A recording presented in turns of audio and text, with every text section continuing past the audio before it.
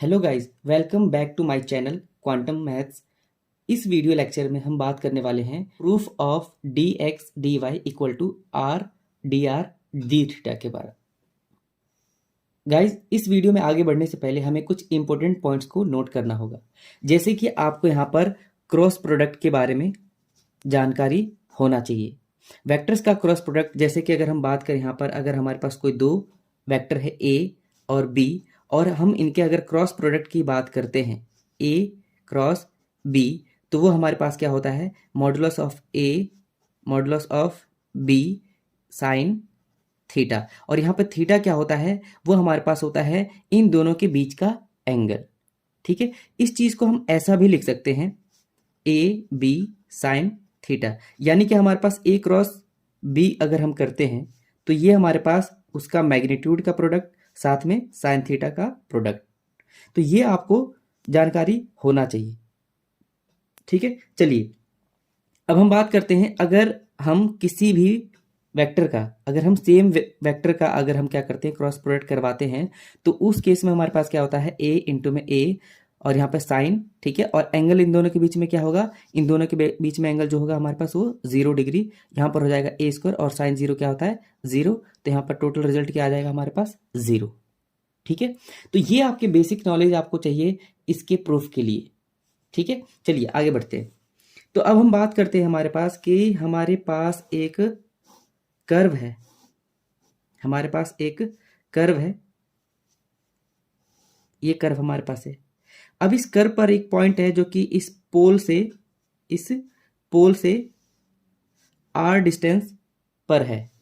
ठीक है, are distance पर है, और ये जो हमारे पास लाइन है जो कि पॉइंट पी मान लेते हैं इसको, पॉइंट पी, और यहाँ पर आर थीटा। ठीक है, और ये जो हमारे पास एंगल है पॉजिटिव एक्स एक्सिस के साथ, ये हमारे पास है थीटा।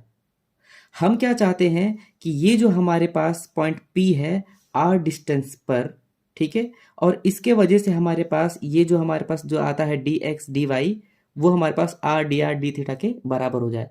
तो ये जो चीज़ है हमारे पास जो प्रूफ आई है वो कैसे आई है, अगर आप ज़रा ध्यान से देखो तो डी एक्स डी वाई हमारे पास ये डबल इंटीग्रल के अंदर हमारे पास आते थे। और डबल इंटीग्रल के अंदर आप क्या कैलकुलेट करते हो, या तो आप वहाँ पर वॉल्यूम कैलकुलेट करते हो या तो आप एरिया कैलकुलेट करते हो। तो बेसिकली यहाँ पर फिलहाल मैं यहाँ पर एरिया का कॉन्सेप्ट लेकर आपको ये चीज़ समझाने वाला हूँ।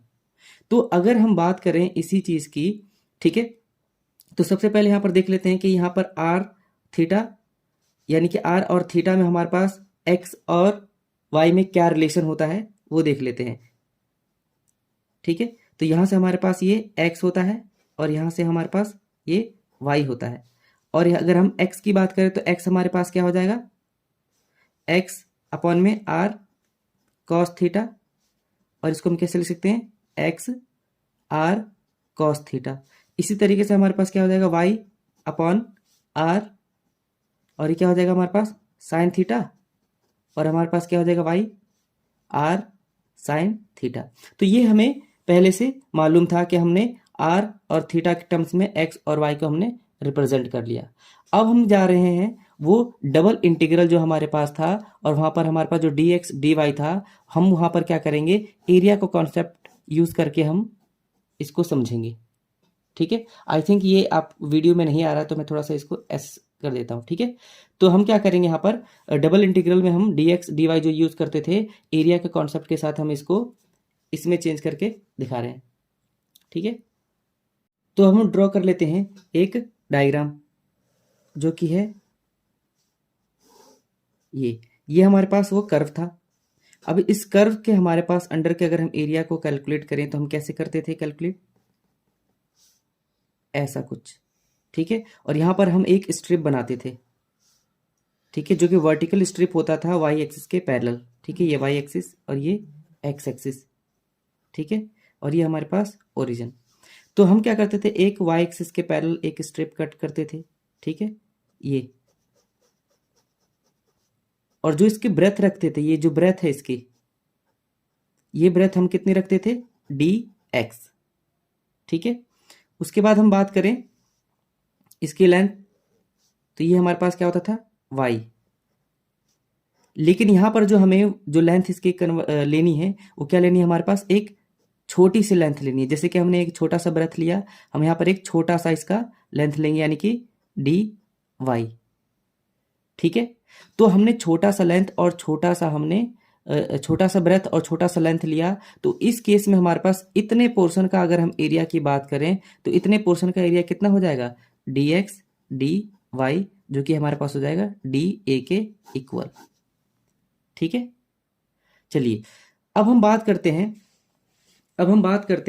ठीक है, कि अगर हम बात करें इसकी dx और dy की, तो हम dx को ठीक है, यहां पर हम ट्रीट करने वाले हैं, dx को हम ट्रीट करने वाले हैं वेक्टर के फॉर्म में, और dy को भी हम वेक्टर के फॉर्म में ट्रीट करने वाले हैं। क्यों? क्योंकि हमारे पास अगर जरा ध्यान से देखें, dA था हमारे पास और dx और dy, हमारे पास जो ये स्मॉल एरिया है वो इसी के बराबर आना चाहिए। इसका मतलब ये है कि हम dx और dy को अगर हम ये लिखने की कोशिश करें dx vector cross dy vector, तो क्या हमने कुछ गलत लिख दिया? चलिए देखते हैं इसको। क्यों? क्योंकि हमें मालूम है कि ये a वेक्टर और ये b वेक्टर के जैसा ट्रीट होगा, और a vector cross b vector को हम कैसे लिखते थे, a b साइन थीटा। ठीक है, ए बी साइन थीटा। तो इसी तरीके से अगर हम देखें यहां पर, तो dx जो हमारे पास है और dy हमारे पास, ये दोनों वेक्टर हैं और उनका हमारे पास क्या हो रहा है, क्रॉस प्रोडक्ट।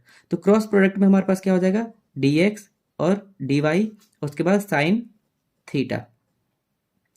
अब यहां पर हम देखेंगे कि हमारे पास dx और dy के अंदर हमारे पास एंगल क्या है इन दोनों के बीच में, तो वो हमारे पास है 90, साइन 90। और साइन 90 की वैल्यू कितनी होती है हमारे पास, 1। तो इस तरीके से हमारे पास क्या हो गया, डी ए, यानी कि इस चीज को हम ऐसा लिख सकते हैं। ठीक है, तो हम यहां पर क्या करते हैं, यहां पर रिजल्ट यूज करते हैं, d a equal to cross product of d x vector and d y vector. ठीक है, इस चीज को आप ध्यान में रखिएगा। ठीक है, चलिए नेक्स्ट पेज पे पहुंचते हैं। तो चलिए अब हम पोलर कोऑर्डिनेट सिस्टम में हम एक ग्राफ को प्लॉट करते हैं। ये हमारे पास दो पोलर एक्सिस हो गया, ये हमारे पास पोल, और ये हमारा कर्व। अब ये जो हमारा कर्व है, ठीक है, इसमें हमने यहाँ पर दो पॉइंट को कंसीडर करना है, और ये दो जो पॉइंट हमारे पास होंगे वो आपस में इतने क्लोज है कि मान लीजिए कि इनके बीच में जो डिस्टेंस है लगभग 0 के बराबर है। उस केस में हमारे पास पोल से इस पॉइंट का जो हमारे पास जो डिस्टेंस होगा और ये हमारे पास डिस्टेंस होगा, ये दोनों के दोनों हमारे पास क्या होंगे, डिफरेंट होंगे। ये R1 तो ये R2। फिलहाल मैं यहाँ पर इसको R कंसिडर कर रहा हूँ, और मैं इसको R कंसिडर तो कर रहा हूँ लेकिन मैं एज अ वेक्टर ट्रीट करूंगा। ठीक है, एज अ वेक्टर ट्रीट करूंगा। ठीक है, इसी तरीके से अगर हम बात करें यहां पर इसके एंगल की, तो मैंने आपको बताया कि जब ये पॉइंट एक दूसरे के काफी क्लोज हैं तो उस केस में इन दोनों के बीच में जो एंगल बनेगा वो बहुत बहुत छोटा होगा, लगभग 0 के बराबर। लेकिन फिर भी हम क्या करते हैं, यहाँ पर हम मान लेते हैं कि इनके बीच में हमारे पास जो एंगल है वो हमारे पास क्या है, डी थीटा। जब हम यहाँ बहुत छोटा, आप इसको समझने की कोशिश कीजिए कि जब इन दोनों के बीच में एंगल की हम बात करेंगे डी थीटा की, तो वो डी थीटा कुछ ऐसा होगा हमारे पास, कुछ ऐसा, ये भी वेक्टर के फॉर्म में। ठीक है, तो हमने क्या किया, हमने यहाँ पर एक छोटा सा एंगल ले लिया डी थीटा, और यहाँ पर जो आर वेक्टर था हमने क्या कर लिया, इसका हमने एक छोटा सा एलिमेंट कट कर लिया जिसको हम क्या कह रहे हैं, डी आर वेक्टर। ठीक है, अब हम बात कर रहे हैं कि इसके वजह से हमारे पास जितना भी एरिया यहाँ पर कवर हो रहा है उसके एरिया को हम किस तरीके से निकालेंगे। ठीक है, तो यहां पर अगर हम जरा ध्यान से देखें कि D r vector cross d theta करें तो हम क्या करेंगे, सिंपली इस एरिया को हम पता कर सकते हैं कि ये एरिया इतना होगा। तो डी आर डी थीटा जो हमारे पास है, हम इसको कैसे और लिख सकते हैं, डी आर डी थीटा, क्योंकि हमने अभी पढ़ा ए क्रॉस बी क्या होता है ए बी साइन थीटा, और यहाँ पर थीटा क्या था, इन दोनों के बीच में एंगल। इसी तरीके से यहाँ पर डी आर डी थीटा और यहाँ पर साइन थीटा। अब यहाँ पर थीटा कितना हमारे पास, तो इन दोनों के बीच का एंगल। तो एक वेक्टर हमारे पास इस डायरेक्शन में है और एक वेक्टर हमारे पास इस डायरेक्शन में है। इस डायरेक्शन में हमारे पास डी आर वैक्टर है और इस डायरेक्शन में हमारे पास डी थीटा वैक्टर है, और इन दोनों के बीच में हमारे पास जो एंगल है वो कितना हमारे पास, वो 90 डिग्री है। तो फिर से हमारे पास यहाँ पर क्या हो जाएगा, डी आर डी थीटा और साइन 90 डिग्री। तो कितना हो जाएगा हमारे पास, डी आर डी थीटा। ठीक है, तो यहाँ पर हम फिर से यहाँ पे एक रिजल्ट यूज करेंगे, d r vector cross d theta vector equal to d r d theta. इससे पहले हमने जो रिजल्ट देखा था वो रिजल्ट हमारे पास क्या था कि d a equal to d r d x vector d y vector. इस चीज को हम ऐसा भी लिख सकते हैं, d x d y equal to d x vector cross d y vector. तो ये हमने, ठीक है, अभी देखा जो लास्ट रिजल्ट था हमारे पास। तो ये दो रिजल्ट हमारे पास आ गए। ठीक है, अच्छा अगर हम बात करें यहाँ पर कि हमने यहाँ पर डी एक्स और डी वाई ले रखा है, तो एक्स भी तो हमें पता है ना, एक्स भी हमें पता है कि एक्स क्या है हमारे पास, एक्स इक्वल टू हमारे पास है आर कॉस थीटा। ठीक है, और इसी तरीके से हमारे पास वाई भी है आर साइन थीटा। अगर हम देखें यहाँ पर तो हमें डी एक्स की रिक्वायरमेंट है, ठीक है, और यहाँ पर हमारे पास डी वाई की रिक्वायरमेंट है। तो मैं क्या करता हूं, इस x को हम थीटा के रिस्पेक्ट में अगर हम इसको डिफ्रेंशिएट करते हैं तो क्या मिलेगा हमारे पास, d x over d theta. और हम क्या करें, यहाँ पर दो दो हमारे पास, देखिए यहाँ पर ध्यान से देखिएगा, यहाँ पर दो दो हमारे पास फंक्शन है क्योंकि आर भी वेरिएबल है और हमारे पास कॉस थीटा भी वेरिएबल है। तो इस केस में हम यहाँ पर क्या करेंगे, प्रोडक्ट रूल अप्लाई करेंगे। तो हम क्या करेंगे, फर्स्ट का differentiation, second as it is plus first as it is, second का डिफरेंशिएशन, साइन का क्या होता है हमारे पास, माइनस का साइन थीटा, और थीटा का करेंगे तो फिर से 1 आ जाएगा। तो यहाँ पर हमारे पास क्या है, डी एक्स अगर हम निकालें तो हमारे पास क्या हो जाएगा, डी आर उधर मल्टीप्लाई होगा। ठीक है, तो क्या हो जाएगा हमारे पास, डी थीटा से डी थीटा कैंसिल आउट, तो यहाँ पर क्या हो जाएगा, कॉस थीटा डी आर। फिर इसको यहाँ पे मल्टीप्लाई करेंगे तो क्या हो जाएगा, माइनस का आर साइन थीटा और यहाँ पे डी थीटा, इसको बेसिकली हमने मल्टीप्लाई किया है, तो ये हमारे पास रिजल्ट आया। अब हमने, क्योंकि यहाँ पर हमने क्या यूज किया है, हमने वेक्टर कंसीडर किया हुआ है, तो हम क्या करेंगे, इसको हम वेक्टर ले लेंगे, d r d x vector cos theta d r vector minus में r sine theta d theta vector. तो एक हमारे पास डी एक्स वैक्टर की वैल्यू यहाँ पर आ गई। इसी तरीके से हम वाई को डिफ्रेंशिएट कर रहे हैं विद रिस्पेक्ट टू थीटा, तो d y by d theta, और यहाँ पे फिर से वही दो फंक्शन, प्रोडक्ट रूल लगेगा यहाँ पर भी, तो यहाँ पर हो जाएगा d r d theta sine theta plus r cos theta. ठीक है, तो हमारे पास ये आ गया। अब हम क्या करेंगे, फिर से डी वाई निकाल लेंगे, तो क्या होगा हमारे पास, इससे कैंसिल आउट हो जाएगा, डी थीटा से डी थीटा, यहाँ पे बच जाएगा साइन थीटा डी आर, और यहाँ पर आर कॉस थीटा, और ये डी थीटा यहाँ पर मल्टीप्लाई करेंगे तो डी थीटा यहाँ पर आ जाएगा। फिर से हम क्या करेंगे, इसको वेक्टर के फॉर्म में ले लेंगे, तो यहाँ पर क्या हो जाएगा हमारे पास, sine theta d r vector plus r cos theta d theta, और ये वेक्टर। तो हमारे पास डी एक्स वैक्टर और डी वाई वैक्टर के हमारे पास वैल्यू आ गई। अब हम क्या करते हैं, सिंपली हम क्या करते हैं, यहाँ पर हम क्या करते हैं, डी एक्स और डी वाई के हम क्या वैल्यू क्या करते हैं, हम सिंपली यहाँ पर पुट कर देते हैं। तो देखते हैं हमारे पास, तो हम क्या करेंगे, यहाँ पे वैल्यू पुट करते हैं तो क्या आ जाता है हमारे पास, d x vector d x vector d cross d y vector, वो क्या हो जाएगा हमारे पास, तो डी एक्स वैक्टर की वैल्यू हमारे पास ये cos theta d r vector minus में r sine theta d theta bracket, यहाँ पे क्रॉस प्रोडक्ट वेक्टर का कर रहे हैं, ठीक है, इसको मॉडुलस में ले लेते हैं, ठीक है। यहाँ पर क्या हो जाएगा, डी वाई वेक्टर कितना हमारे पास sine theta d r vector plus में r cos theta d theta.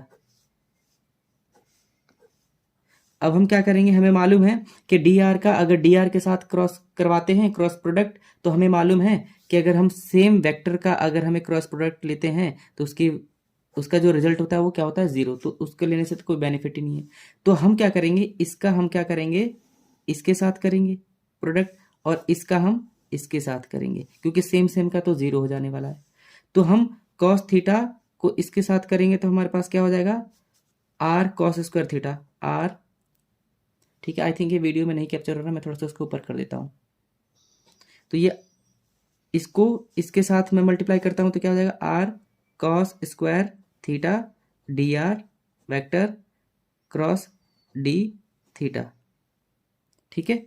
फिर क्या करेंगे हम, अब इसको इसके साथ मल्टीप्लाई करते हैं तो यहाँ पे क्या है, माइनस प्लस माइनस, और यहाँ पे क्या हो जाएगा, r sine theta sine square theta, और यहाँ पे d theta cross d r theta, ठीक है।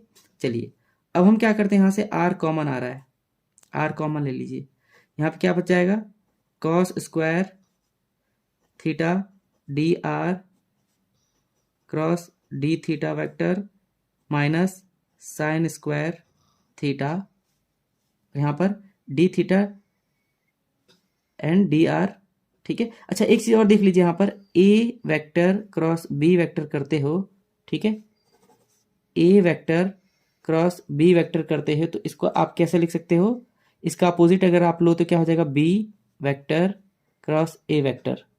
यानी कि अगर आप क्या करते हो, अगर आप किसी एक वेक्टर को दूसरे वेक्टर के साथ अगर आप मल्टीप्लाई करते हो और आप उसका ऑर्डर चेंज करते हो तो आपको क्या करना होता है, एक माइनस साइन लगाना होता है।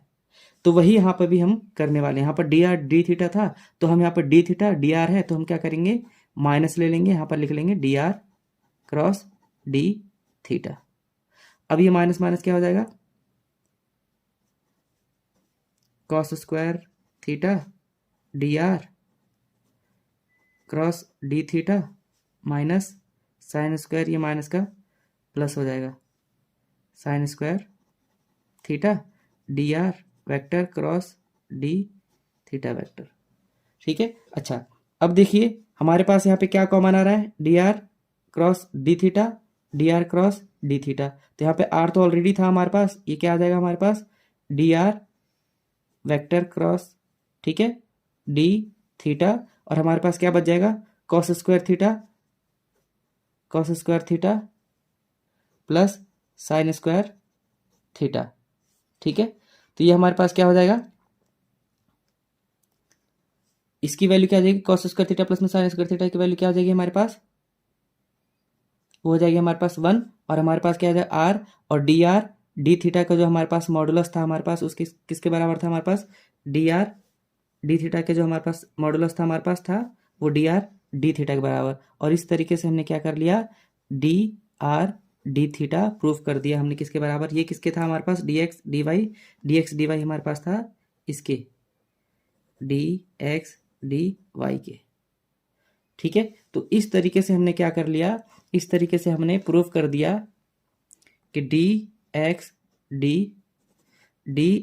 D y equal to r d theta के। तो आई होप कि आपको ये प्रूफ समझ में आ गया होगा, ठीक है। मिलते हैं नेक्स्ट वीडियो में।